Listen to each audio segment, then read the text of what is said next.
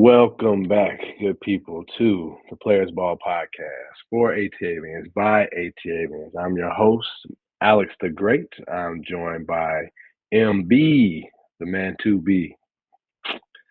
Spring break is upon us, man. You Yes, ready? I guess. I'm ready to have a couple days off work, get out of Georgia, maybe get some sunny weather, get out of the rain, and Fingers enjoy crossed, sir. enjoy a couple days with the family. I haven't taken any days off, man. I think I should. It's always a pain to either I'm stuck home alone all week every year, or I'm somewhere working.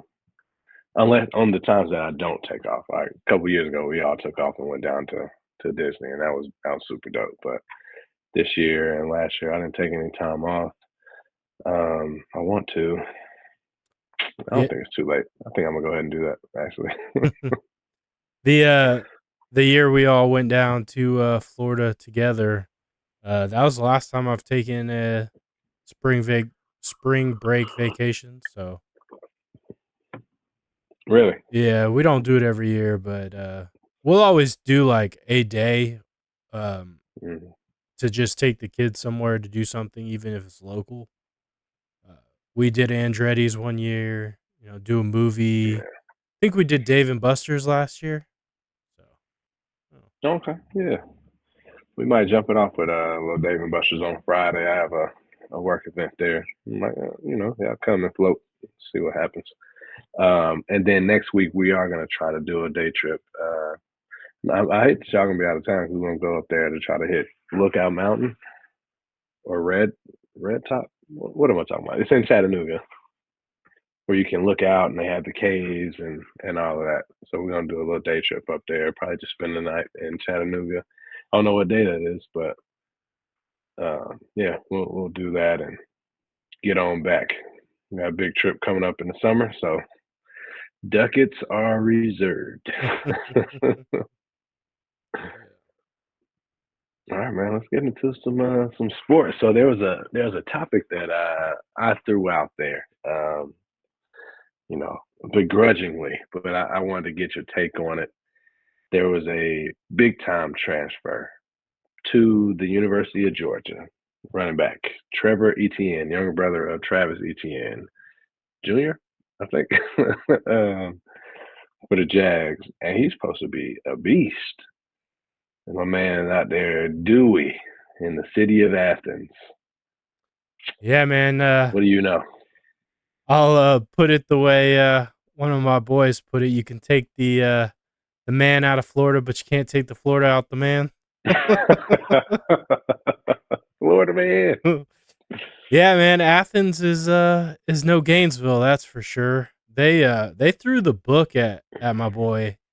So I don't know all the circumstances surrounding the lead up to him getting arrested, but he got pulled over and they arrested him for 4 different charges. Um, Oh, yeah, one of them was like reckless driving, speeding. Then they got him for failure to maintain lane, and then they got him. The wording on it is interesting, but it's like affixing a, material to either the windows or windshield that obstructs vision. So my assumption is like a tinted window, or you could actually get this similar ticket if you had like a crack in your windshield. They can get you for like obstructed view. Um, mm. Someone said that it might have been something hanging in the windshield, something just in his view. And then DUI, which Trevor's um or Travis, I'm Trevor. confused. It's Trevor. Travis Trevor's is the the brother. dog. Okay, yeah. Travis is his brother. Thank you. Trevor is only 19 years old and he blew under a .08, but when you're a Okay. minor, you know, a .01, when you're a minor is at least considered. And what I learned is that you can get what's called a DUI less than safe. So basically, zero tolerance. And that's up to the discretion of the officer. So it's not a good look. Um, you're a minor. You really don't need to be, you know, out there putting yourself at risk. But, you know, what's crazy is all the people in social media land that are calling out the dogs, talking about how there's a culture problem in Athens. And um, I think it's just a bit of a overreaction. Um, 19-year-olds make mistakes. He'll have to, deal with the consequences of that. I'm sure they'll Hmm. have some internally running, extra workouts. He'll get punished, and then whatever the legal system chooses as a appropriate consequence as well.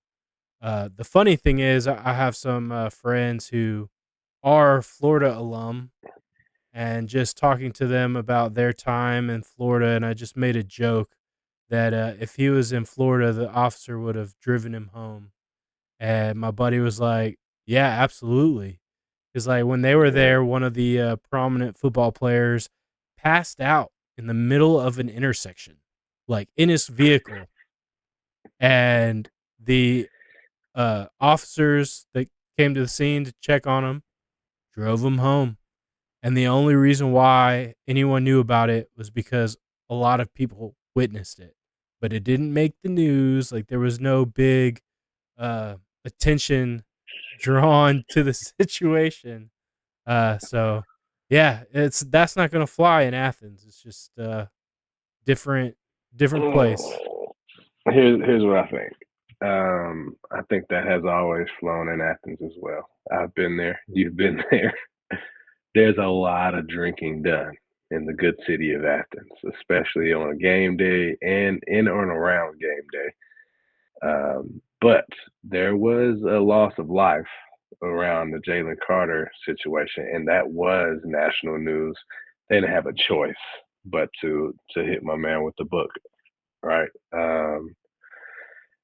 They're still kind of that wasn't that long ago, right? That was like a year Yeah, it's a little where over. the trainer and one of the players passed away when they were racing through the streets, right? So I don't think they had a choice, and I think that has caused a change um, to the way that they're going to have to handle things moving forward. Right? Anytime you have somebody lose their life, and we talk about it all the time as far as like your brand is associated with that.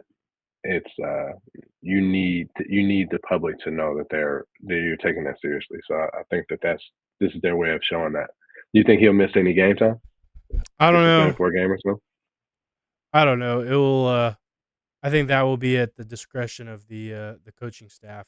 Usually, first time offense, no. It just means a lot of extra running and some other stuff. But you bring up the city of Athens, the drinking and the partying and all that, and yeah, that stuff happens and it goes on. But it's a long standing thing that something, not every year, but more years than not, there's one player at least that gets pulled over for speeding. You get people arrested for driving without a license, or we've had players that got gun charges. I mean, this is a long Mm. history of, if you're messing around in Athens, like, you're more likely to get caught. And They're not letting you off the hook. because you're a football player, they're not, I mean, not that they're going to let anyone off the hook, but they're not going to give you any preferential treatment because you're a football player. Now, because you're a football player, you have all the resources of the athletic department to help you deal with the situation, unlike an average student who has to, find their own attorney and go through that whole process, sometimes Yeah. alone. But because you have the athletic department, you have a lot of kids that are coming from out of state. They have people in place that are supposed to be like act as their parents, right? Because their parents are, um, you know, Somewhere else. yeah, not local. And so they get a lot Yeah. of help. They do get a lot of help. I'm not going to deny that. But the Athens PD, you get caught doing something, they're going to take you in. Doesn't matter if you're a football player, you're getting taken in. They seem like genuinely nice people, though, right? The police up there. I remember vividly having a conversation with a cop up there. He was just outside the bar, talking to people, right? Making sure that, yeah, hey, don't go to your car type situation. You don't drive away from here. But he was a really nice guy, real cool guy. Um, Now, that's not to say that he would have let me off the hook if he had seen me go and get in my car and drive. But Yeah, I mean, a lot of I run into a lot more aggressive police officers in my day.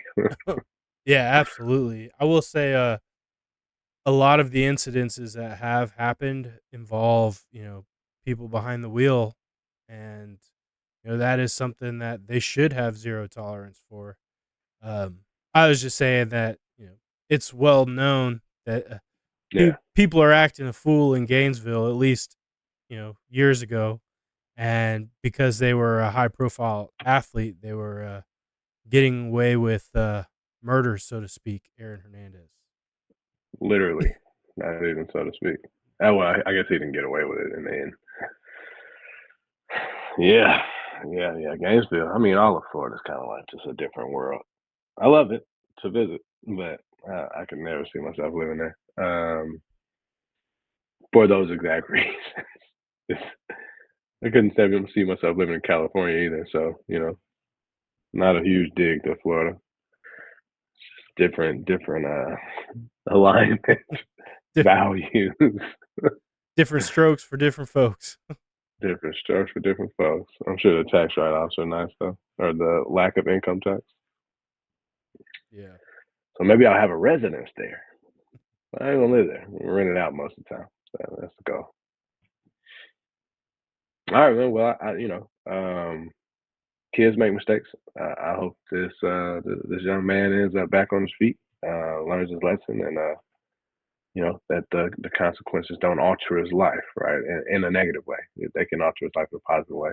Um, Start an organization like MAD or something like that, right? So, you know, I hope he gets back on his feet and has some success.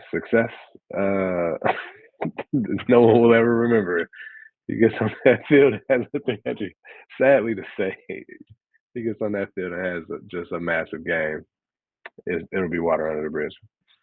Yeah, I mean, I will say, not to make light of any of the allegations, but knowing that he was well below the legal limit um, does give me some, reason to believe he has some sensibility, Yeah, and that he wasn't drunk driving necessarily, right? right.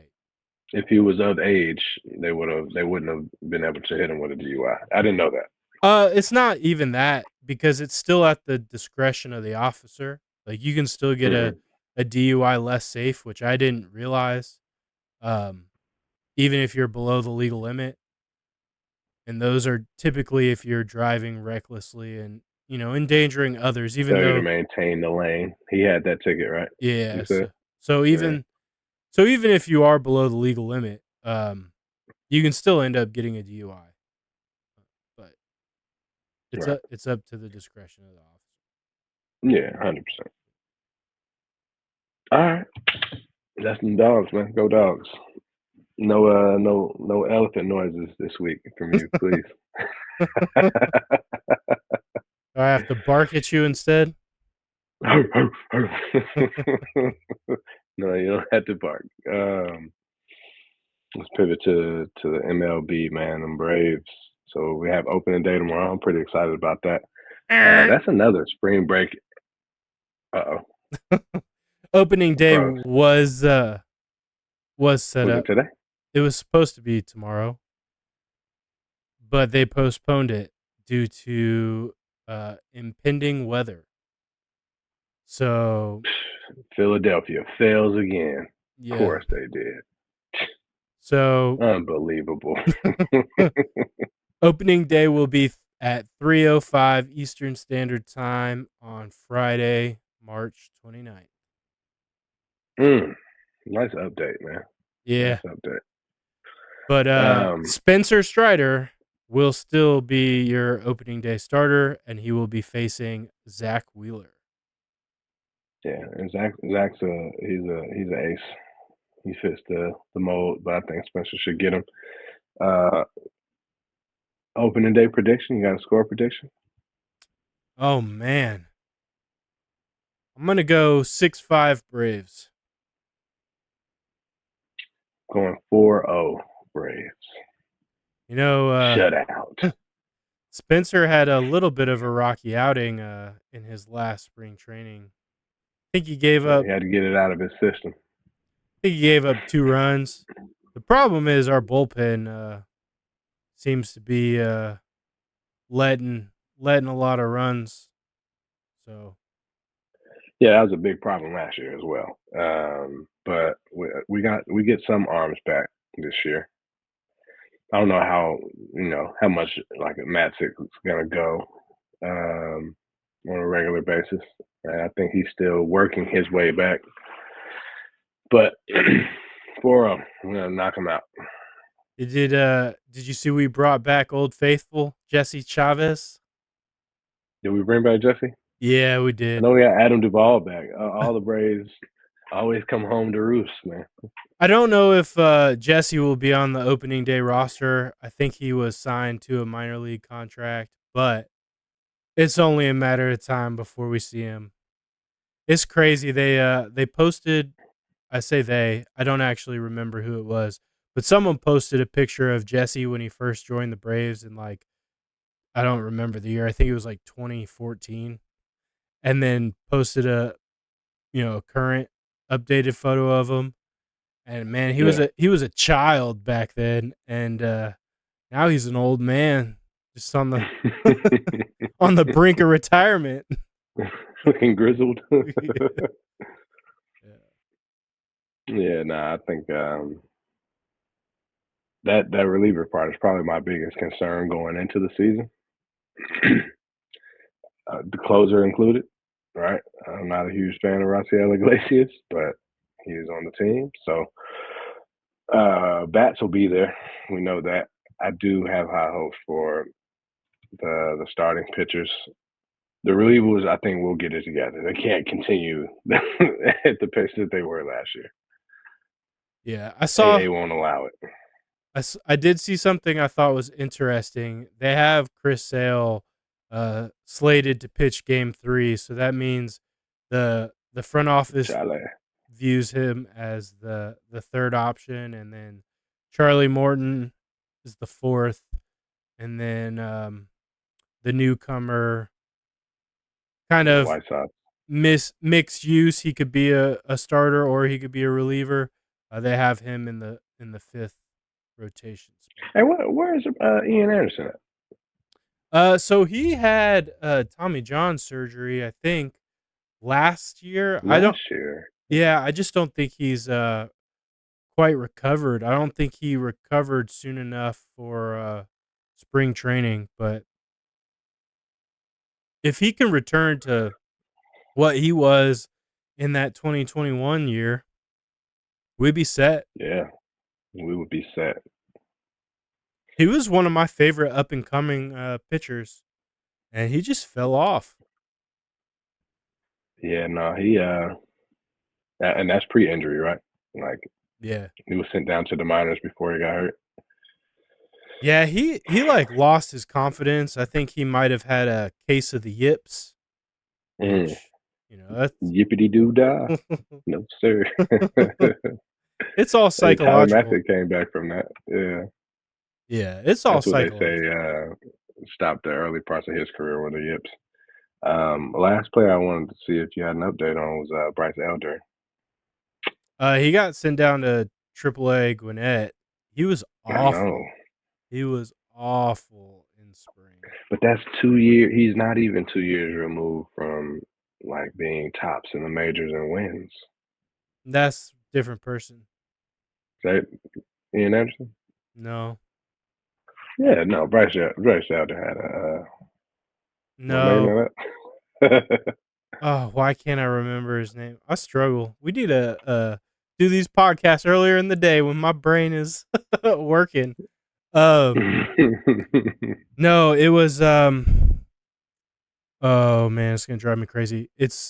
He played at Vanderbilt with Dansby Swanson, and we traded him this offseason. He got hurt last year. not Mike Soroka. No. He was the number 1 overall draft pick when he came out of Vandy. He struggled for a while, and then he had that one good year. He won 21 games. That's who I'm thinking of because he was our first 20+ game winner in a while, from what I was remembering. Yeah, I'll find it. But while I look, we can It is move on. not Bryce Elder. He, yeah, 12-4 last year, which No, is pretty good. he had a wonderful first half of the year last year, but he struggled after the All-Star break. He made the All-Star game, and then every start he had after the All-Star game were really shaky.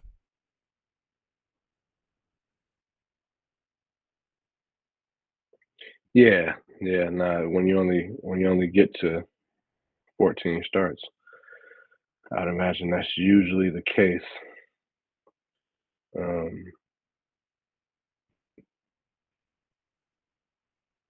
he had some good stats though, man.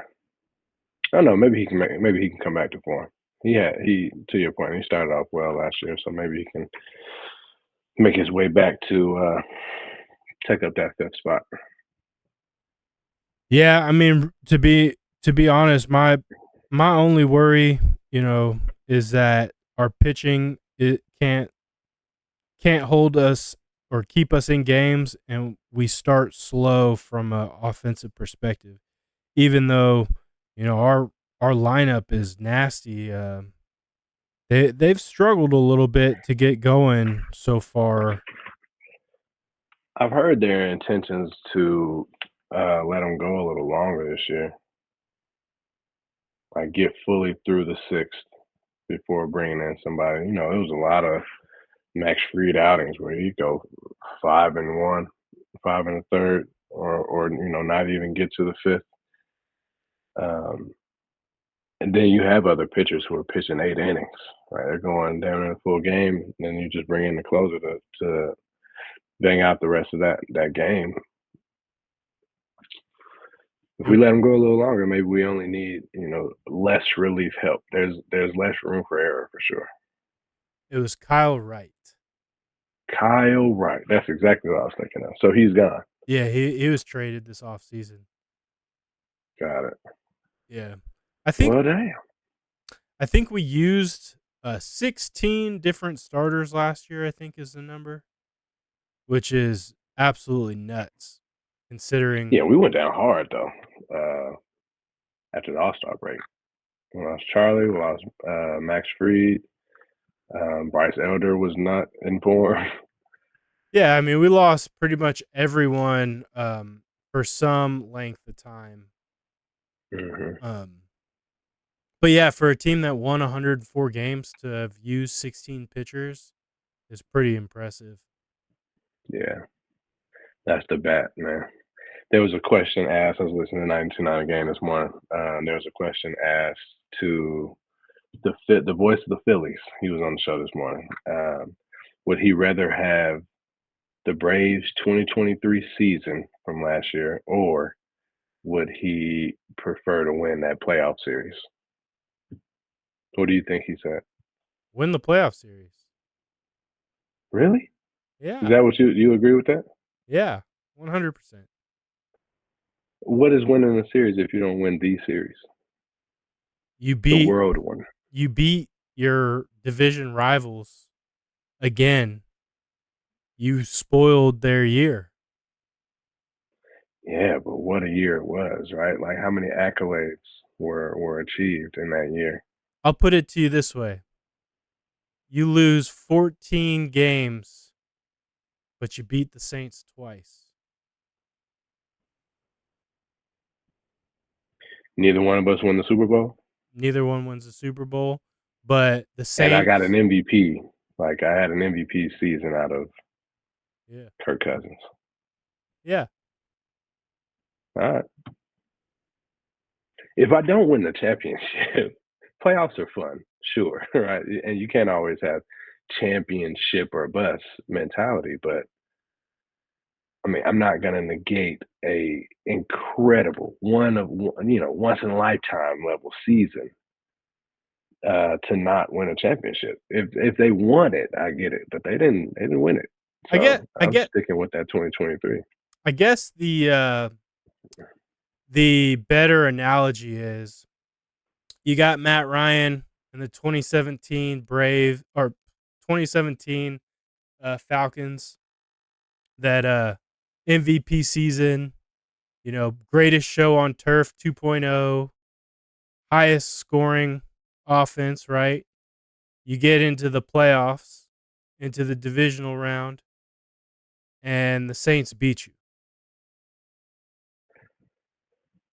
The Saints are going to take that, and they're going to boast that, yeah, we took out the greatest show on turf, or we To took out. lose, that's a loser mentality. They won that game though.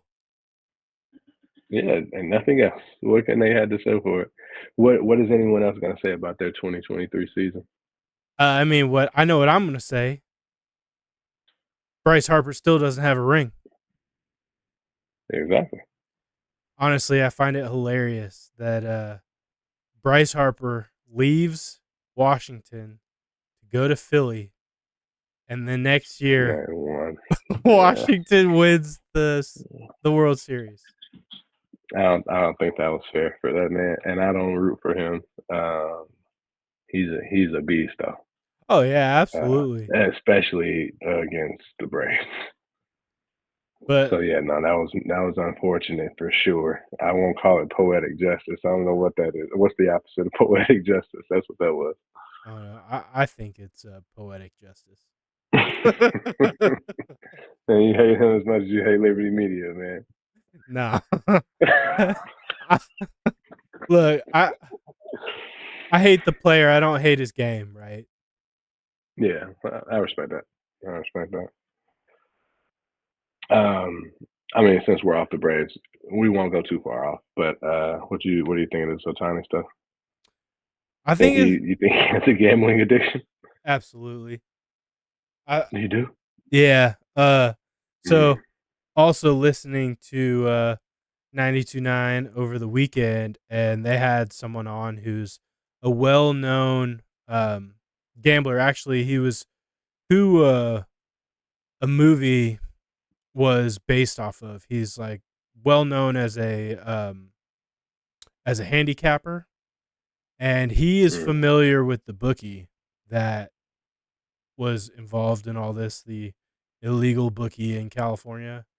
And basically his take was Otani was gambling on games through his interpreter, and that his interpreter is going to take the fall for it, and he'll be living in Tokyo or wherever in a multi-million dollar house. He's going to get a nice little payment from Wow, Shohei. some hush money. But he did say he did not believe that Otani was gambling on baseball. Yeah, they said that when they were looking at the. I don't know if you can look at all the records in illegal gambling. What made it illegal? That they didn't go through Vegas or what? Like or an S- official sports betting app? sports betting is illegal in the state of California. Oh, okay, yeah. So he had to get it in. How he get in where he fit in. Yeah, so Got the it. entire operation was illegal. Hmm. And they were saying that he didn't know, or the interpreter was saying that he didn't know gambling was illegal. Yeah, That's gonna be interesting. That's the modern day sports soap opera. the amount of times the story has kind of changed really makes you wonder, what the truth really is. I think at the end of the day, nothing's going to happen to Shohei. He's going to keep on playing. They're going to come out and say that their investigation turned up that he had nothing to do with it. But, you know, my tinfoil hat theory says it was Shohei all along. I mean, you don't just pay out $5 million out of your bank account and not notice it. I'm sorry. I don't care who you Right. are. Um, I don't think that man was stealing. Um, I think he willingly was aiding and abetting, and Aiding, abetting, and betting. yeah, and he took the fall for it so Shohei could save face. So that's my theory, and I'll leave it at that. I will say, just on the gambling front, um, the Georgia gambling bill, they had a hearing last week in the House, so that's still in motion, trying to get some legalized sports gambling in the state of Georgia. So if he played for us and he was gambling, would it be illegal? Yeah. Well, how do we gamble? How do we I gamble? can do draft. Yeah, I can do DraftKings. I can do So Draft Dog. All these other places. yeah, so there's I don't MGM, bet MGM. I can do that. I don't know what the distinctions are, but I know daily fantasy is not viewed the same as Mm, traditional sports gambling. And even I think it's Prize Picks, which is prospects. I think a lot of it's like prop betting, Hmm. and I don't think that it's viewed the same either. So I don't know the where the line in the sand is drawn, but there's a lot of like gambling sites that if your address pings Georgia, it won't allow you to Mm, participate. gotta get on that VPN. Yeah. It's weird that they would allow that, right? We got lottery. You got ways to blow money irresponsibly. Why would it be different with sports? The integrity of the game. Like, who cares? I just want to Well, be able to double my money real quick. Turn my 50 to 100. I think for like the average fan, yeah, like we as public citizens should be able to participate. But when leagues are promoting gambling sites and this and that, and your players of those That's the leagues problem. start partaking, it becomes an issue. There's a song, the One Republic song. I ain't worried about it. I did just check the lyrics. I was incorrect, but we were talking about gambling, sports, Pete Rose. That's how that popped in. That was my train of thought. It goes, I ain't worried about it right now. Na, na, na, na, na, 1999, Pete Rose. And I'm like, oh man, they playing my man Pete because that was his last year of eligibility to get into the Hall of Fame.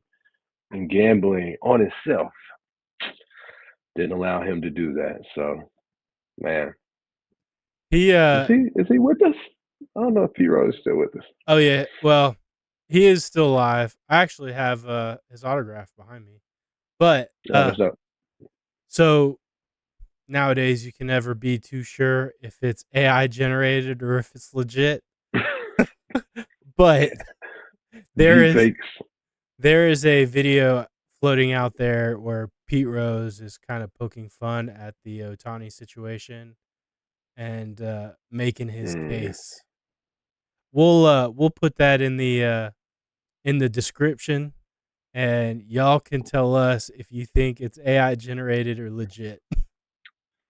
We may also put maybe not a a confirmed deep fake of Donald Trump talking about the P Diddy, LA and Miami dual FBI raids. It was hilarious. Oh man, legal troubles. Wow. Bonus content. Yeah, yeah. All right. Well, there was something that we talked about last week, man, that we need to circle back to, right? I believe you Just to had give the some. people a recap, I did have some homework, right? So there was a discussion that we had. You were trashing Oakland, and and then you brought Atlanta into it, saying that Cobb left because you expressed your reasons as the city did not give them what was needed for them to successfully do what they wanted to do there. Their goal was to build a battery like environment in the city of Atlanta near Turner Field, right? Um, I do concede that point. That is why they left.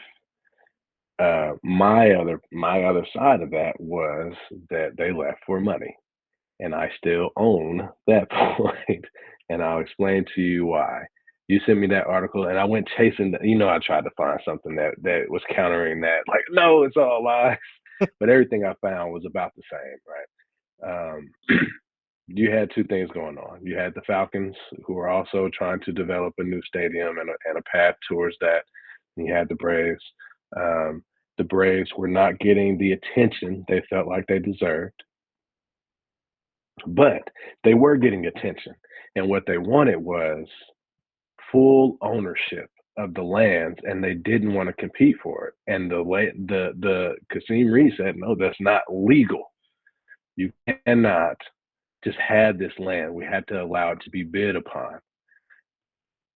Now, when you open it up to other bidders, you're in one fell swoop, you're increasing your price because someone's going to want that land. They're going to want to outbid you or just drive up the price. Um, Yeah, there's no guarantee so that you're there's going your to get it. savings. Well, they got money, right? They own Formula One, all of it, right? So Yeah, but that money's not allocated to um, the Braves. they could move it over.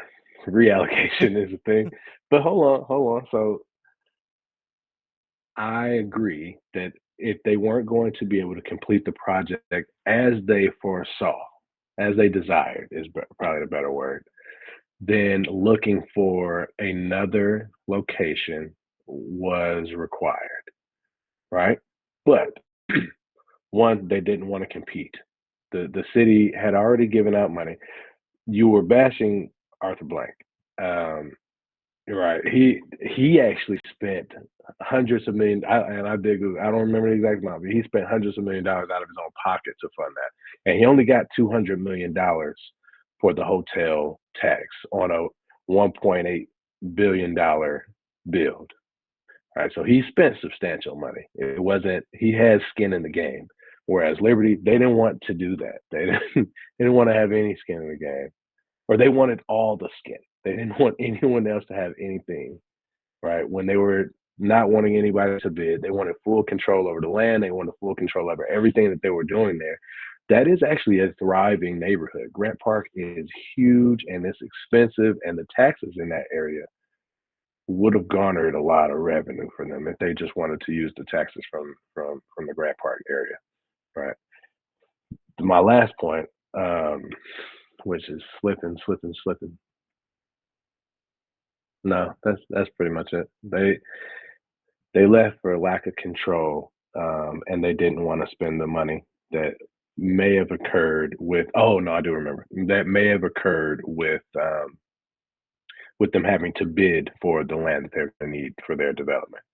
The last part that I wanted to talk about was the way that they introduced the Cobb, and this is in the article that you sent.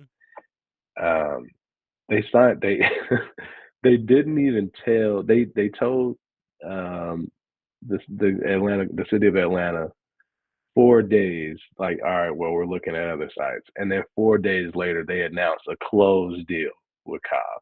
Right. So they're already doing some backdoor agreements, and maybe not backdoor, that might, because I don't think there was anything illegal to what they were doing. but it wasn't in good faith that they were moving to Cobb. You don't accomplish that in 4 days. That had been in the works. They had been wanting to move, and they knew that Cobb was going to throw them that money. All right, your turn. Go. So I agree with majority of what you're saying. And I did post, for those wondering, in our previous episode, I posted one of the 2 articles that I shared with you. The one that I posted in the description of our last video has the timeline and all the communications That was the broken longer down. one? Yeah. The That one AJC. was really good. Yeah. I Yeah. was like, oh, no, I got to find something to go against this because he's got so many points here. Well, I just liked it because it broke down both sides and it gave you the exact timeline of how everything went down. And so I agree with you that there were some things that don't look great on the way the Braves organization handled the situation, especially your last point in, 4 days notice we're moving to Cobb. Yeah.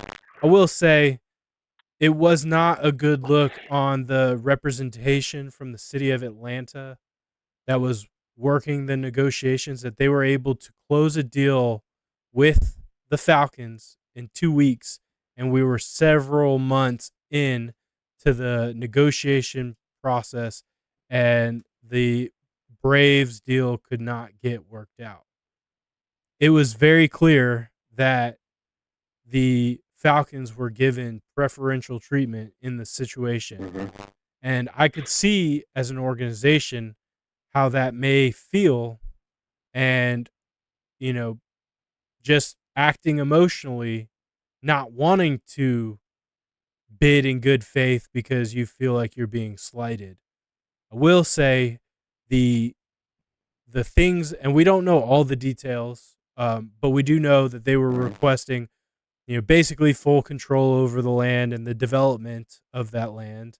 And they did not want to open the bidding, as you mentioned, because that could drive price, or they could, actually lose, some of the land. They did have some creative suggestions on how to kind of work around the requirements to put it out for public, bidding. Yeah, and they were trying to find a solution, innovatively, kind of living in the gray. Yeah, yeah. So the Braves may have been asking for too much. Like, I will fully concede that maybe they were asking too much of the city of Atlanta, and the city was just not willing or not able to meet them, all the way there.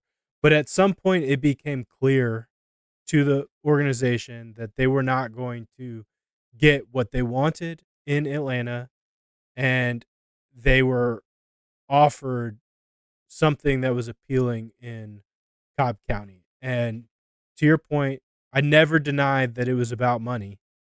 But the biggest argument that you had, and we have video receipts, was that they did not care about that area, that they weren't trying to redevelop that area, and that's just strictly inaccurate, right? But You destroy a historic area of Atlanta. If you give them full control, that whole part of the city just changes. You can't give them that. I mean, they're not. That's why I say they didn't care about people. I don't know what they were going to do, but there would have been decisions made that no one could have stopped, and that's not okay. They weren't going to knock down these people's homes. They were going to develop the undeveloped property, land. I mean, that big parking lot that was the former Fulton County Stadium would have become a development. Now, I do see how, if you increase the property value, people's taxes go up, and now you may price people out of their homes. But to your argument earlier, that area, Sound point. I didn't even think about that. that area is booming anyways. So the same thing is happening now without the Braves coming in and developing, because someone It's else. organic though. If the Braves come, it happens in a year, 2 years. Right now, it's going to happen gradually. People can make a decision. They don't have to decide by the end of the year because their property taxes are triple, whether or not they're going to sell their house and move to the burbs. Yeah, I mean, I'm not super familiar with what's going on in that area and how long it's taken for that development to take place, but you know, I I wouldn't say that the Braves didn't care about, they cared about providing a certain game experience, so a certain fan experience, and they wanted to become a destination. They wanted that area to become a destination, which economic growth, generally speaking, is good for a neighborhood. It provides, new people wanting to move into that area. It brings new money, new energy, is generally good. Will some people ultimately suffer from it? I think yes, and I think that's going to happen everywhere. It probably happened some in Cobb, even though, to your point, there were no single family homes around where the battery was. It was all apartments and condos, and it's still all apartments and condos. But the And that's businesses, probably why they could have owned everything and made all the decisions because those people don't own and don't make decisions. that were surrounding that area, surrounding the mall, were dying because it was not a very heavily it wasn't a destination. It wasn't a desired place to go. And now there's new businesses. Malls are dying everywhere, but That's what I was gonna say. Yeah, the businesses in and around, like around the area, there's new stuff. I went to school in Marietta, so I was around that a decent amount before the battery, and we just there was not much to do or much to go see. Like a lot of it was just old, you know, kind of falling to the wayside. The area that was being, up and coming developed was north in Kennesaw, Ackworth, and now, that area has really boomed and come to life, and it's because of the battery. It's because of the businesses and the jobs and everything that came with it. you don't think any of that was already on its way up? No, absolutely not. Canton and or what was the other city that you said? I said Kennesaw and Ackworth. Or Kennesaw and Ackworth. Those cities, yes, they were, becoming more and more populated, but not that, southern 285, 75 corridor of Marietta. South Cobb was, kind of viewed as the pits. Well, it still is. That's not South Cobb. If you consider it like South Cobb Drive, that's like another 3 exits, and that's a ways from the battery. All right, that's I think Regionally, even logistically with the highways and everything that they had to do, they did a lot to allow access to that place. And they had to do that. They needed the land in order to do that. So but they were able to have a lot more freedom and creativity with what they did by going out to Cobb. But I don't ditch my points. I think you have solid points though. regionally speaking, that is Southeast Cobb County. Now there is still the rest of the south part of Cobb. All right, you gonna make me say it South Cobb or Southeast Cobb? Which one are we talking about? You said South first. No, it is South Cobb. You have the Southeast southern Cobb. southern part of Cobb County, but the battery is on the east side of it. This feels like that Texas and the Southeast argument, man. The geography is me. I'm taking that. Taking The, literal. the one last thing I want to say about that is I do think that they felt slighted for the Falcons, but it wasn't the Falcons alone. Is one thing that we didn't talk about last week, and I didn't consider it until you made the point earlier. It's Falcons and United. Like they were bringing in a whole MLS team, right? New franchise, new focus, new energy. You got two teams versus one team. That had to weigh. And it wasn't a no for the Braves. They just wanted to be treated better than the Falcons. They've got And more your championships than the corporate, your Falcons. corporate corporate conglomerate, man. You know, you run by Liberty Media. You don't care about the fans. Historically speaking, the Braves, which are a national brand, are a more Yeah, Braves successful country is team, far. way more Yeah. successful organization. They deserve a little bit more respect on their name. Well, call them the Cobb Braves now. But I did know that Arthur had put a good amount of his own money into it. Look, I was a proponent of building the Mercedes Benz. My only argument was You call him like a swindler or something. I said he extorted money from the city, which Extorter, yeah, extortionist. That's wild, bro. it was jest. It was tongue in cheek. But my point is that he did get assistance. He got his wants and needs taken care of by the city of Atlanta, and he was able to do so quickly. And the Braves did not get that same level of treatment. But Do you think that happens without United? I don't know. I really don't know if United really factored into that that. Oh yeah, they were highly publicized before the stadium went on a contract, right? Yeah, MLS was coming to Atlanta. yeah. I mean, I know because they played their first games in Bobby Dodd's Tech. stadium at Georgia Tech.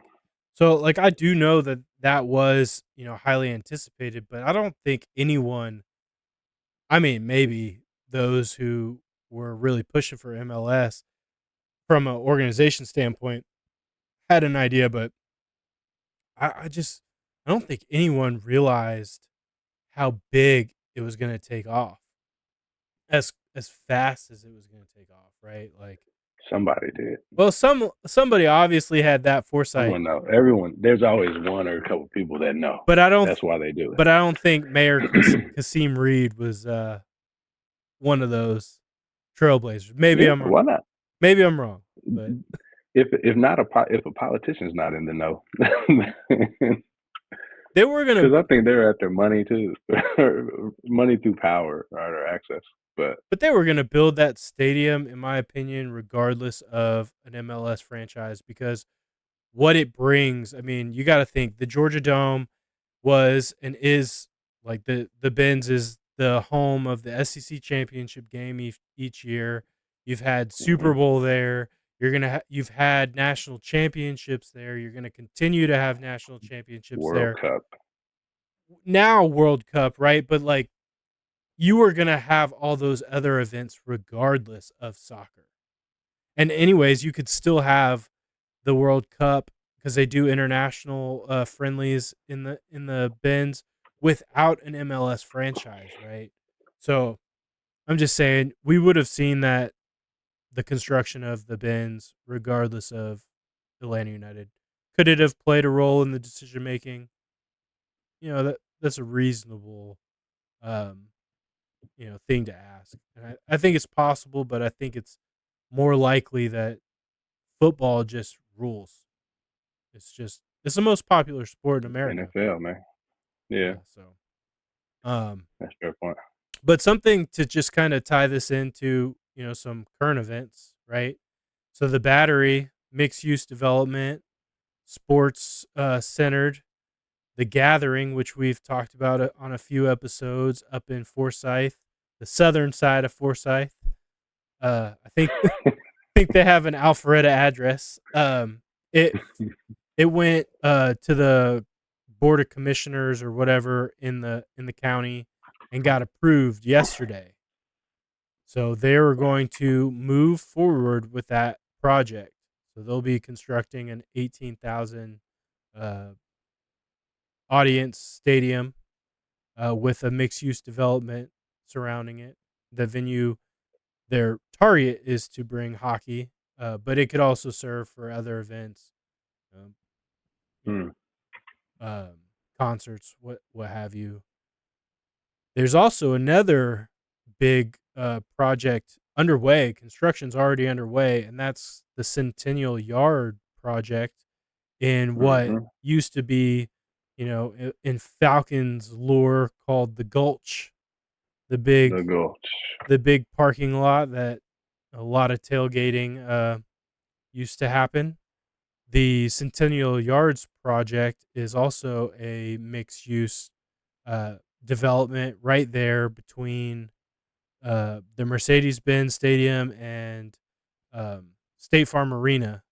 And so, with that, assuming we get a hockey team that comes, every sports franchise, professional sports franchise in the city or that bears the name Atlanta will compete in a mixed use development uh, arena. It's kind of a I mean, it makes a lot of sense. Um, dollar bills. just because that's yeah, it's money. I was in New York this past weekend, and everyone's renting. Literally every space is a mixed use space. There are people staying on top of almost every building. Right? You had to be like, oof, I almost made a bad reference. You had to be Bank of America Tower. I don't know. I was gonna say the World Trade Center, right? To have like businesses all the way up. Every business that we walked by, even the brand spanking new buildings, had residents um, on some levels. Right, that's the rate of the world. If you want everybody renting, make some cool renting spots, Yeah. The and then maybe they'll forget about how much they're paying for a little bit.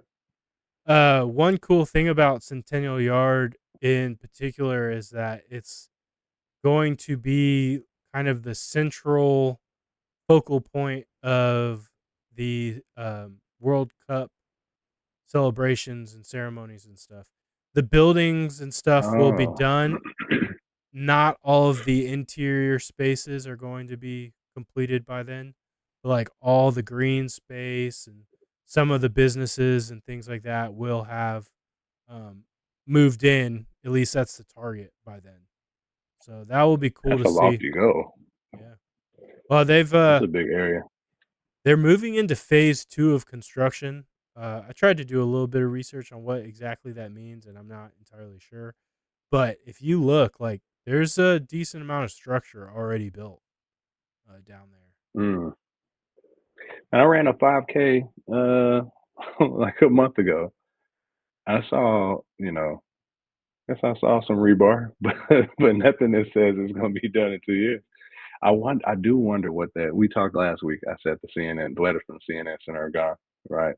You can still go in there, still a food court, but I wonder what that tie-in is going to be because you can't just do that area. You had to do it all for the World Cup, and there's a lot of dilapidated buildings in that area, right? That's another situation like the Cobb one, in which there aren't a whole bunch of residents, single family homes in that area. Yeah. So you don't really have to concern yourself with people pushing back. It's all about money. You don't have to worry about any pushback. If you can get everybody in line to make $1, then you're gonna make a bunch of dollars. Yeah. But they gotta do it right. You don't want people to see. You don't want our Japanese and German and who else is I think because you have the She Believe Cup is coming up. That's it's American friendly. The successful soccer program here in our country. But they're playing Japan. I think maybe it's Brazil and Morocco. I don't know. The other two teams are coming from abroad, but you don't want people to come in here and see like there are literally buildings where it's just giant brick holes Mm. and they're next to each other. Boom, boom, boom, boom. Your central transportation hub, 5 Points Marta Station, is between this space will sit between 5 Points Marta Station and State Farm Arena. When you look out of 5 Points right now, it's just bust down buildings, Yeah. right? You don't see any people, right? I think they're working they ain't doing a good job. I don't know where they are. They're hiding the homeless in other areas of the city, but I don't really see them over there. They got a lot of work to do. There's one building I can't get out of my mind. It's directly across the street from 5 Points. That thing is just looks like people get murdered in there, man. If I'm being quite frank, it's got to go. So they had a lot of work to do, and that's not on the grounds of Centennial Yards. That's just a surrounding area, surrounding Yeah. building. So I mean, I'm excited what it's gonna look like, though. they built Mercedes Benz. I mean, it's not that far off of where the dome was, right? But it is Hmm. closer and pushing more into like Vine City, and you know The bluff. it it's been slowly but surely like revitalizing that area. I mean, Oh yeah. there's still some things, driving up through there. You're just like, whoo, like Hmm. that needs some love, some TLC, but um, It's coming though. It's it's coming coming. fast. They put up a Hilton. So you have the Benz, the Home Depot backyard, which is literally where the dome stood, and then now you have this I think it's called Insignia hotel, Hilton Hotel. It's this giant crystal tower that's just kind of standing off on its own next to the Benz. It looks beautiful, man. So yeah, that help is on the way. Yeah. They've been gentrifying that area though. I wish I could have caught one of those cribs. I just didn't want to live over there while I waited for the area to reap the benefits of my investment. Yeah. But yeah, I think it's cool. All of our franchises are kind of pushing towards that, like work, eat, play, entertainment type space where it's Hmm. not just you don't have to just go to the game. Like growing up, when I had season tickets for Falcons, like you went to the game and that was it. Like you didn't go down there to do anything else, and like you couldn't enjoy a game really from the outside of the stadium. And you go down to the Braves. You talked about it. You mentioned it. We went down there during the World Series run. We did go inside for a game, but we went to a couple just in the Battery, and it's just as much fun. There's just as much excitement. Everyone's still plugged into the game, and I think for the fan base and for just the entertainment opportunities, doing these mixed use developments the way they're designing them is perfect. Yeah, we actually went down to the Battery.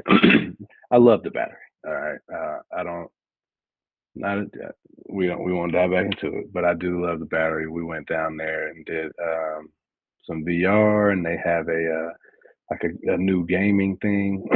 They had one already over in off Roswell Road. Can't think of the name of it, but you go in, you sit down, and you play like old school and new school games. So we sat down and we played. I think we ended up playing Switch. We're playing Mario Kart, right? After we did the VR. And you can do that, and then you can go to a bar, and then you can go get Wahlburgers, and then you can go to VR, and then you go to a Braves game, and then there's Antico's, right? It's awesome to just go to an area and just be able to bop around there until you're like, all right, I'm ready to go home. You don't have to leave and go anywhere. Everything is there. Yeah, and on game day, you can be in those spaces and you could be doing those things. And on every TV in the building is going to be the game. And there will be Hmm. fans all over the place wearing jerseys, having a good time, rooting on their team. And it's like you're plugged into the game, but you're also just in an Yeah. area that's not necessarily inside the stadium. So And it's an outdoor thing, right? So you can literally hear the roar of the crowd from in the stadium outside the stadium. So you're attached to it. yeah, The energy just continues to flow. yeah. I mean, I love the Battery. It's dope. They did a good job. It's well done. I'm excited to see, how Centennial Yards, how that project turns out, and the Gathering, if they do end up getting an NHL franchise, I will for sure have to check it out. Oh yeah, yeah. I'll be checking out both. I saw the renderings of the Centennial Yard. It looks awesome, man. It looks pretty dope. Now, to imagine the goats just not being there and they're like building on top of it, I imagine that all the parking is going to be underneath it still. All right, but you're going to have rows, much like Atlantic Station. You're going to have levels of parking underneath it to accommodate for all the people that'll be visiting. So yeah, I'm looking forward to it. And Apparently, I don't have to wait that long. 2 years is not that long for something like that. Yeah, no, 2025 they should have all the structure done, and then some of the interiors they'll still be working on finishing out, but being able to enjoy the green space and the cool thing I think, and to your point, you mentioned it last week when we talked about the Braves, they could have had this entire sports park, but the fact that you've got the Mercedes Benz right there, and then you have State Farm Arena right next to it. You Mhm. you go for a Falcons game or you go for a Hawks game, and you get to enjoy those amenities um, on top of going to the game. So, you know, Hawks fans get to share in that you know use. So Yeah, man. All five of us Hawks fans get to share in the. No, I think the Hawks have just pivoting, an instant pivot. That was a great segue. I think the Hawks have just disappointed a lot of people, myself included, and there's a lot of uncertainty about their future. So one of the topics that I wanted to talk about was the Hawks without Trae Young. They were mediocre with him. I think coaching has a hand in that. I think the talent level has a hand in that. They were slightly below 500 with him, or maybe like a couple games below 500 with him, and they are one game above 500 without him. And it's not like 6-5. They won. I think that Boston game was counted in the number, but it's 11-10. They're 11-10 without Trae Young. You've had showings from DeJounte is a beast. I don't want to discredit that man. He's fire. Jalen Johnson has had a lot of opportunity to shine, but he was doing that with Trae Young, so I don't think that that's a real difference maker. You got some people like Bit Bit Bit Krejci, Vit K R E J He's been getting a lot of run actually, and he's been playing pretty good ball. But you got all these people coming in that are playing. They're on the team the whole time. We're not any. I don't think we're any better than we were before. We got a quality win, and I don't even want to count that as a win. I was talking to Dion earlier about that Celtics win, and he was like, "Yeah, man, what an amazing comeback." Who wants to be down 30 in the first place? All right, we shouldn't have been down 30, but Boston's the best team in the league. I think it's more of a showing of their potential to fail than it is our potential to succeed. Right? This is the best Boston team that's been created in many years. Definitely since I've been a fan. Right? It's one of the best. And I still don't think they're gonna win the championship. So of course they're gonna come into Atlanta and blow it to a team without Trae Young because that's just who they appear to be. you think they're better than the Paul Pierce, Kevin Garnett? No, no, no. I'm talking about like since Jason Tatum's been there. So like, but that's been like 8 years, 8 9 years. Yeah, I saw the score. Paul Pierce, KG, and Rondo. That was an era with Ray Allen. That was crazy. No, they weren't better than that team. No. I saw the score of that game and I was like, oh, there the Hawks go again. I almost texted the group. I'm glad I didn't because I would have ate every single word. We But came and found you after that. yeah, um, it's hard, man. They won tonight, but they beat a terrible Portland Trailblazers team. Terrible team. Yeah. It's really tough because, like you said, I mean, they're still mediocre without Trae. They're winning, essentially at the same rate as they were with Trae. But it does make you pause and think like, do you build this team with, DeJounte Murray and Jalen Johnson as your centerpiece, or do you do Jalen and Trae as your centerpiece? I don't know. Yeah. I think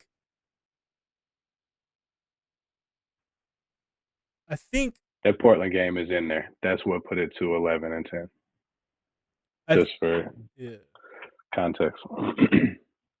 I think Trae's game is it translates more than DJ because, Mm-hmm. like you said, he does things that no one else in the league can do as a facilitator. The issue I have, and you sent me an article that was, the most disappointing teams in the league, and of course, the Hawks were number one. And in the points that it was making is like when Trae doesn't have the ball, the offense doesn't move, and Mm-hmm. that can't. I don't see a way that works, right? Yeah, I Trae think. Trae Go ahead. Trae has to be impactful on the floor even when he doesn't have the ball if all five, are going to be successful, right? Mm-hmm. You can't have a player that just disappears if they don't have the ball in their hand. It's not sustainable that way. Like, you're just not going to sustain success. You're going to be hot and cold as that one player is hot and cold. And that's basically been how the Hawks have been, right? Like, when Trae is hot, they can compete with anyone. When he's cold, they're just another team. Yeah.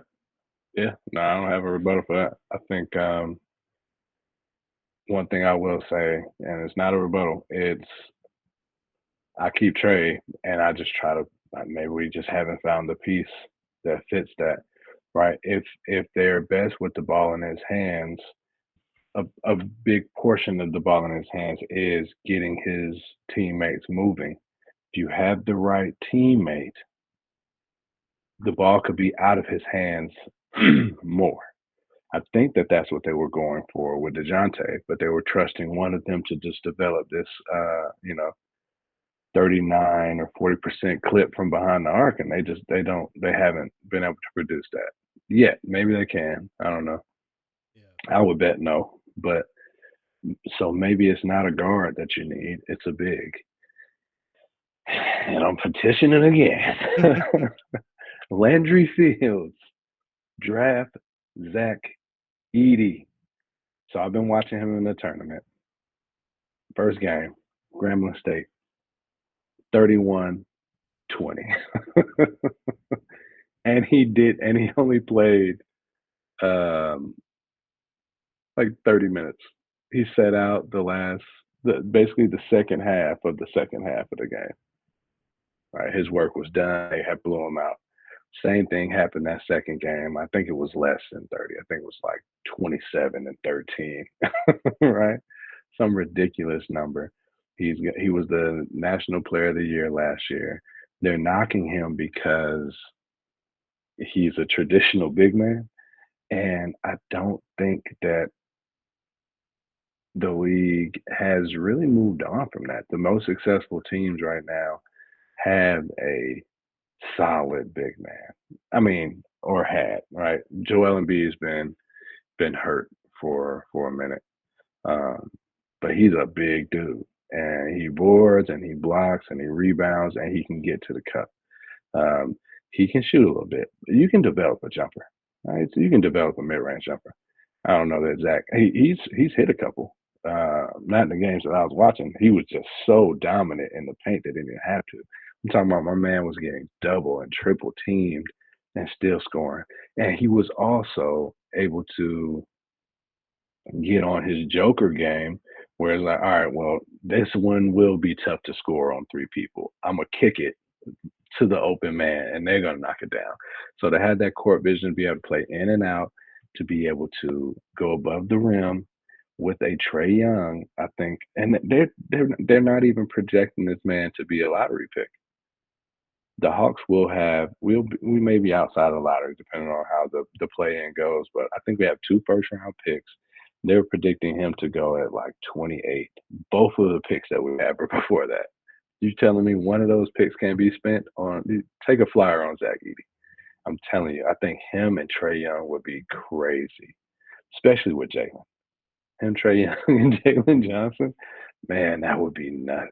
That would be nuts. So I don't know how much of Purdue play you've seen in the tournament, but if you haven't, you should go back and look at my man's highlights. Right, it's effortless. He's too big, too strong.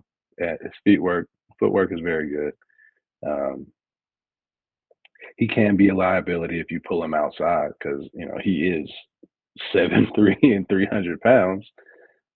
There's some quick feet in the NBA, but you can account for that in other ways.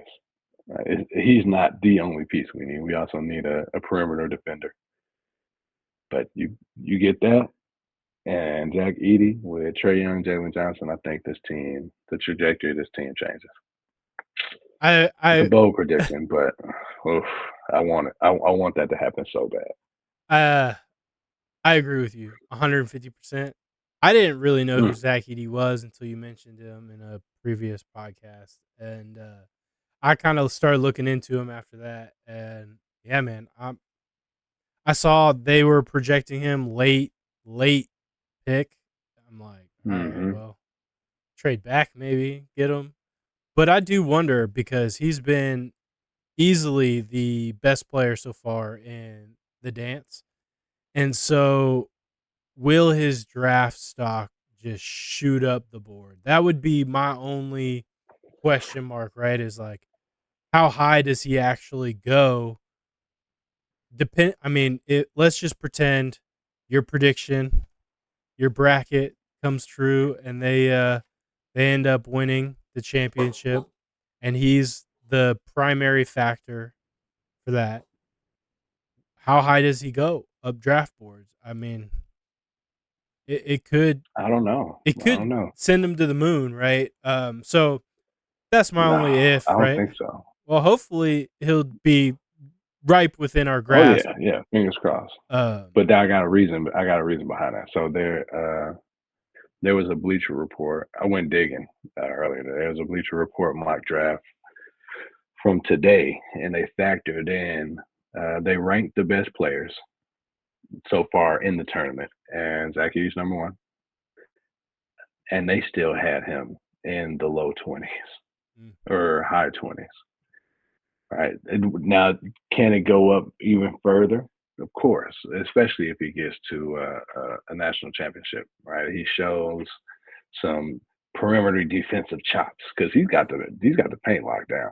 But when you think, man, like Rudy Gobert, Joker, even Wemby, right? They are big men. This playing stretch fours at the five that just doesn't work. That's why Karl Anthony Towns isn't playing the five right now.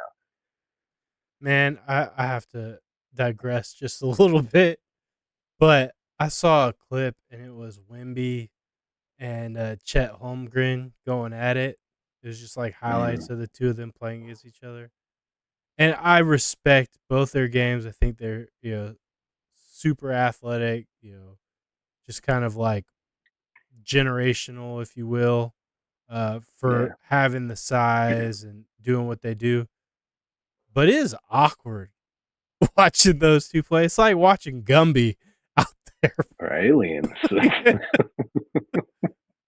You remember the Goombas in the Yeah, the original Mario yeah. movie? It's like watching Goombas out Mm-hmm. there.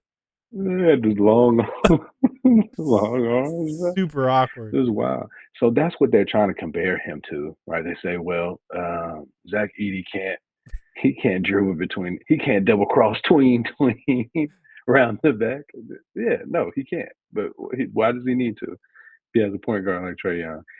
I don't know. I think it's going to work with those two. Chet and Wemby are they're very good. I think it's going to work out. But the players that they have coming into the league are more Frenchmen. I guess France putting out the best basketball players in the world because like three of the top five players in the mock drafts I was looking at were all Frenchmen. And two of them were of that, I guess, stretch five because they were like 6'11", 7-footers. Stretch five frame. Then you had the kid from Duke, Philip Filipowski. I don't think he can't touch a Zach Edey, but I guess he can shoot a little bit more. I don't know. I'm throwing all of that out. Give me a true center again. I don't want this half stepping stuff, man. I had Al Horford for a lot of years. Al's And Al's still out here getting busy, right? But he was never a true five. he was too small. Um, he was too small. He's too small now. No, I'm He with. just doesn't run into a lot of other people that are bigger than him. But But when he faces Embiid, it's no contest. I'm fully with you. You know, I'd take Edey. I like this. I would like to see a traditional center in Atlanta, especially one that could do the things that you're talking about, facilitate. They're not just big, but rebound, defend, Hmm. hit the open man. Someone that takes a lot of attention because I think part of Trae's issue, and I think we should kind of move on to our final bonus content after this. But I think Yeah, one of Trae's issues is you can take him out of the game, from a defensive mentality. Like you can double team him or like just put focus on him and you can get him off his game and the rest of the team just kind of falls apart in some yeah, way, right? Um, if you had a big guy that was commanding double teams, uh, they can't do that to Trae anymore, right? Or if they do it to Trae, then you're going to leave Jalen open or like, right? Like there's only so many people on the floor. You got to have someone that commands more attention from defenders than what we got out there now. yeah. And Dejounte doesn't move without the ball either, so he's not the answer. So yeah, but I digress on the Hawks, man. I'm excited. March Madness has been pretty exciting. I caught like the back half of one of those Purdue games live. But I watched the highlights for the other one, and then I caught was it Duke? I've only caught like a game and a half, but the games I've seen have been exciting. Oh, Like a lot of passion, man. A lot of excitement. So I've watched quite a bit, but funny enough, I haven't really watched much Purdue. hmm, They've been playing in like late time slot windows or just yeah, ones that just prime didn't. time. But it kicks off again tomorrow. I think there's some. I don't know what time. Sweet 16 action. Yeah. Yeah, but some pretty good matchups tomorrow. Yeah, man. So, I mean, we're about to wrap it, but I had I know I dropped a nugget. I didn't even have time to watch the full episode, but Captain Kirk Chains was on Cold as Balls with Kevin Hart, and he said something that I'm already kind of endeared to the guy. I don't necessarily, he wasn't my pick for quarterback, but I like him. He seems like a great guy, and he's a good quarterback too. But he said something to continue to to grow on me. He was like, Kevin asked him, he's like, "Yeah, man, I'm 36, like, just coming off the Achilles injury, got the scar." And Kevin was like, "Why are you still doing this?" And he's like, "Oh man, I want my boys to see me play ball." I was like, "Oh, that's dope." Right? You want your and you if you playing for your kids, for your sons, you're not trying to come out there play no mediocre football. Like you trying to do some big things. You want to bring them up on that Super Bowl stage and say you're going to Disney World. It's how I would feel if I was a professional athlete and my kids were of an age where they could see dad really doing this thing, going after it, giving it my all, and having some level of success. I really appreciated him saying that. I was a big fan of that. Did you hear any of that interview? Or No, do you have thoughts on it? I didn't hear it. I saw it. I just didn't have a time to actually sit down and watch it. Mm, Um, but I do.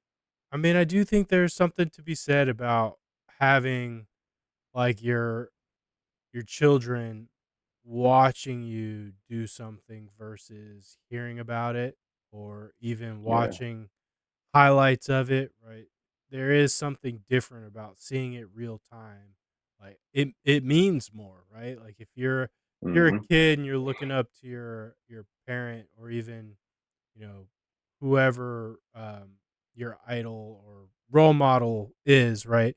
When you see them do certain things, it sticks with you in a different way that someone saying, "Yeah, back in my day," or "Remember when I did this," or Yeah. telling stories of it, or showing you pictures, or in our day and age, you know, highlight clips. Yeah, I mean that's cool, but I'd much rather be like living the moment with you. Yeah. That's a great point. A great point. Yeah. I I mean he's the quarterback of the Atlanta Falcons. I was gonna be on his side at some point or another anyway, but I'm getting there a lot sooner than I thought. Right. The money's spent. Let's go, Kirk James. Go get Yeah, us one, man, for you and the Cousins family. The Alexanders and the Simons would like one as well. So yeah. I'm right there with you. I didn't wasn't a huge fan of the decision to go out and get him, just strictly financial reasons.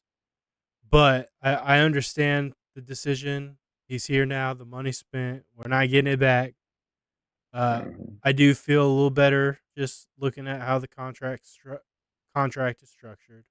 I still think that if they're not looking long term future, if they're being narrow sighted in this, that's a shame on them, and it will come Mhm. back to bite us. Mark my word, it will come back to bite us if they're not looking, towards whoever's going to be the next in line, because you're Right. not getting 10 years out of Kirk Chains, right? We are not. I'll be happy if we get three good years that include a Super Bowl, right? Um, Hmm.